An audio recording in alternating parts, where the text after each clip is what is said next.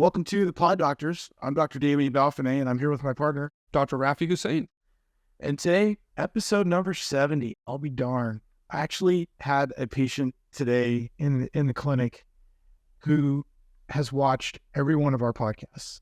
And I joked with her, I was like, my mom hasn't even watched every one of our podcasts. So you get gold star for the day. Yeah. I wish I had something more than just verbal praise for her for watching every one of our videos. You're going to fix her foot problem. That's what's going to happen. Dude, that cracked me up. Yeah, she needs to have the MEND procedure. So I sent her to the MEND video, and she watched that on endoscopic nerve decompression for interdigital neuritis. And she was so enthralled with that one that she decided to watch 68 other ones.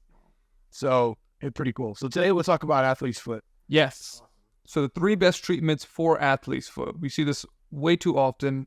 Very, very common problem. I think it's been estimated that 1 in 4 people have some level of fungal pathology going on at some time or another. So super common. Athlete's foot, it's a fungal infection, typically of the inner spaces between your toes because it stays moist, and it typically presents with burning, itching, and scaling of the skin. Itching being probably the most common finding.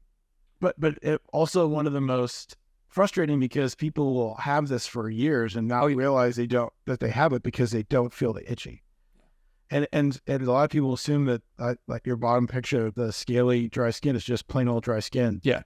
And we have to cure them of that thought process and say, no, that's athlete's foot until proven otherwise. Yeah. All right. So our first treatment, topical antifungals. This is the baseline treatment for any type of athlete's foot deformity. There are a lot of things on the market, good and bad, and we try to steer clear of the bad, and we try to explain why. So we like to recommend anything that will pull moisture off of the foot and kill the fungus. A lot of the topical antifungals that are on the market, over the counter or otherwise, are based with creams and ointments, which put more moisture back onto the skin. So here we push the antifungal, topical antifungal fungifoam, which is antifungal foam, tolnaftate foam. So when you massage it in, it dries up. You can use ketoconazole foam. You can use their gels. You can use their liquids. You can do their pledgets. Powders are good. I say avoid the aerosols, the sprays. They're decent, but there's more active, more stronger options out there. So my favorite prescription is still Naftin gel. Yeah, Naftin. But it's just expensive when it's not covered by insurance. And so it's not on every plan. Yeah. But we have great success with Fungifoam. I mean, it's a product we have right here at the office, so patients don't have to go chase it down. It's over the counter. We want to kill the fungus, and we want to dry up that space. Like we said, funguses like cold, clammy, moist environments. We don't want to kill the fungus and then also give it a wonderful habitat to live in. So, topical antifungals. Second thing, moisture control. It seems silly, but if you dry up the feet, keep that moisture off of your feet, the athlete's foot will honestly go away on its own, even if you don't treat the fungus. If you don't give it a hospitable environment to live in, it'll fade away. So these moisture-absorbing shoe liners, the antifungal moisture-absorbing powders, there's a lot of different odor eater shoe liners, but what they do is they pull the moisture off of your feet. The other product that I like prescription-wise is Drysol, which is just a topical antiperspirant. Yep. They need you roll on. You can get up between your toes, bottoms, and sides of both feet. Do that once a day. And then after a couple of weeks, it's going to kind of diminish the effectiveness of your sweat glands in producing all that moisture. And some people have hyperhidrosis, and that's just natural, really exuberant, sweaty feet and hands, and that stuff works well for that. Yeah. For like serious hyperhidrosis, Botox injections are actually approved for that. Yeah. And can be really helpful. Yeah. All right. Last option.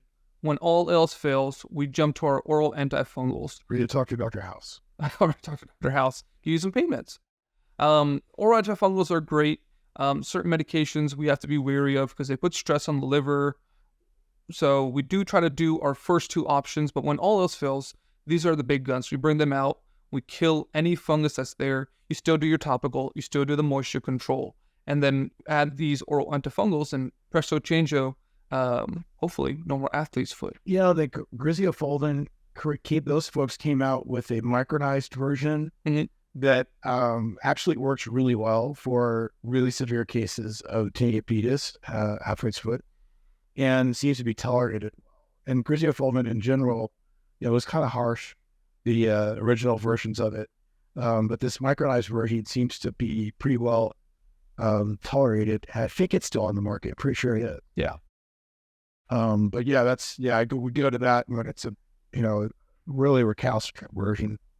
So these are some extras, we like to recommend. They're not necessary, but do make a big difference. Like Dr. D spoke about, any antiperspirant, creams, lotions, foams, roll-ons, sprays, they'll help.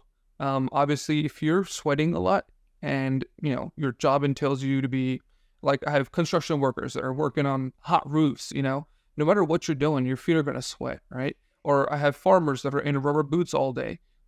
There's only so much you can do. So if we can control the moisture on the feet, right, moisture absorbing shoe liners aside, these antiperspirants work out really, really well. The clean sweeps, antifungal shoe sprays, even Lysol, they work out really, really well on killing the fungus when they're inhabited inside your shoe. We don't think too much on what's going on inside the shoe. A lot of times we'll just treat the actual foot problem. But when patients come in, we're like, hey, look, you got to also clean the shoes out. That's why we tell you to rotate your shoes every day or so. If you do use Lysol, warning, all right? Don't put your foot in the shoe right after you do Lysol. You're going to get a chemical burn. Spray it, let it air out overnight, and then put your feet in. Yep, important safety tip. And then you can get these fancy shoe dryers, LED lights with the UV lights and stuff that kill the funguses. These all work well. Or you just prop them upside down in front of a vent or something or a fan, and it'll dry up well. If your shoes stay moist or wet, don't wear wet shoes. I mean, that's kind of self-explanatory, but, if you are one of those people that has athlete's foot and your feet stay wet, here you go. And I think treating this, even if it's not bothersome, is important because this is the same fungus that gets into your toenails and creates fungal nail disease or onychomycosis. And if you got family members that have those big, nasty, yellow, chalky looking nails, that's an athlete's foot infection that was allowed to just take off and go. And so that, the first thing you have to do is you got to treat the skin. It's almost always a skin infection that then gets into the toenail. Now, I will say the worst cases of athlete's foot that we see are in diabetics. They have neuropathy. They don't care too much about their feet because it doesn't hurt them. And they'll have interdigital maceration. And some of them will even have wounds and sores caused from years and years of interdigital maceration. Maceration meaning like when you're in the pool for too long and you get that white, soggy tissue. And waterlogged skin. Yeah, and it breaks down so easy. Yeah. So, but it isn't a benign problem in diabetic patients. I totally agree with you. That cycle of too much moisture, drying out, too much moisture, breaks down the skin. You could end up with an ulcer that gets infected with bacteria and then threaten the foot. So, that super infection with a bacterial infection on top of fungal cracking and drying. Yeah, that's a legit problem in diabetic patients who already have immune system issues are going to be more likely to get fungal infections and more likely to get bacterial infections. This should be treated for sure. Yeah, definitely. I mean, and most of the time it used to get dry skin. Yeah. And they use a moisturizer to matter. Yes, it's true. I've been using Gold Bond's diabetic foot cream. I've been using blah blah blah cow's udder balm or whatever other stuff. I'm like, look, egg balm. Yeah, we should. Boudreaux's butt paste.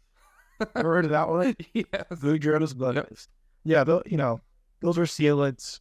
They're not really going to fix an athlete's So that's pretty much all we have for athlete foot. Very straightforward problem with straightforward solutions.